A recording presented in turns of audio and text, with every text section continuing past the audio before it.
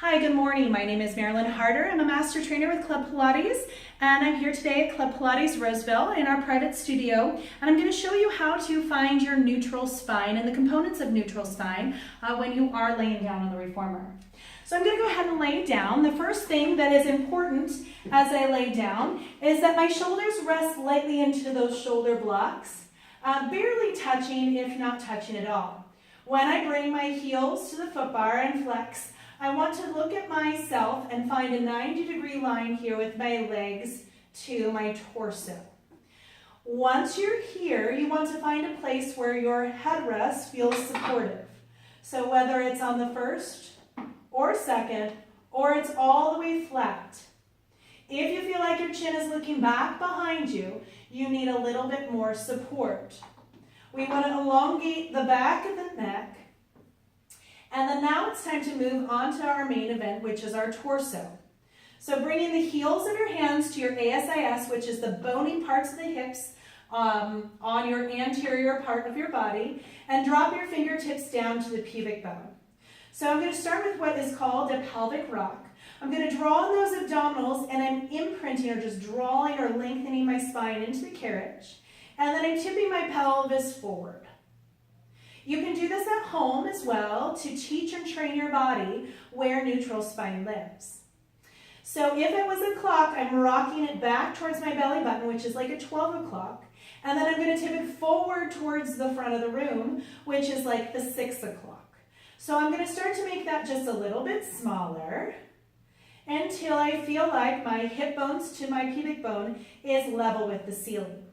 When I'm there, there should be a nice small space behind the lumbar spine, which is the natural lumbar curve.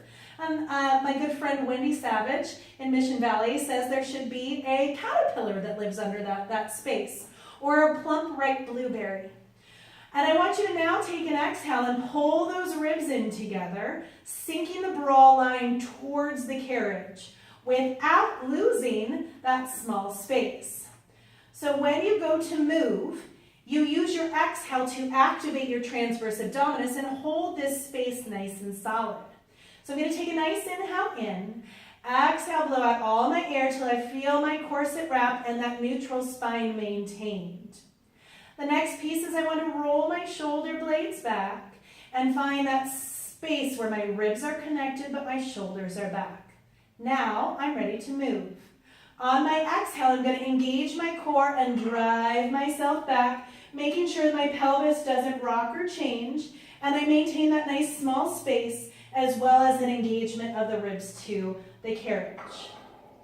And again, why do we care?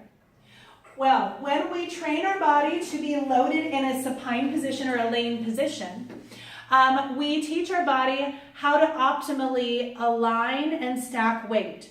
So then when we stand up and we go to move in the world, our body is optimally aligned against the weight of gravity. So then when we go to pick something up, our body is optimally aligned to hold on to it. So let's say we're going to bend down and pick a child up. We're holding our spine in a space that's supported and we don't feel the weight across our back.